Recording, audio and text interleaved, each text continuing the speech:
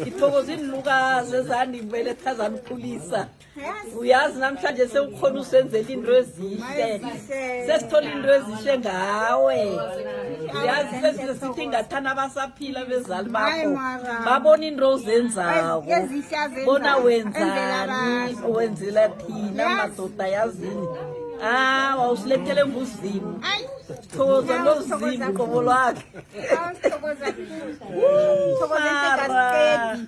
siyazini uzima akubeke yaye mara ambekele thina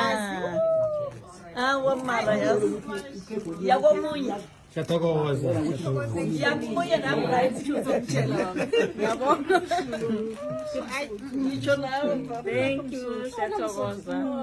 Ethana lisuke mahlangu. Nenguveza ngazi. Esesekumesha nje. esesokumeja Abantu abami bazojabula. Kamnandi kangaka. Namhlanje langa la namhlanje libe mnandi kuno senza abantu Amaphutha bazobabhede.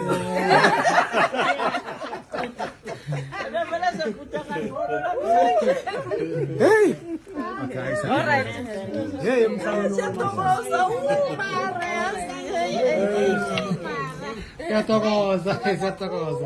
They say thank you Tulani thanks a lot to you Tulani Thanks for that. and you send me the your invoice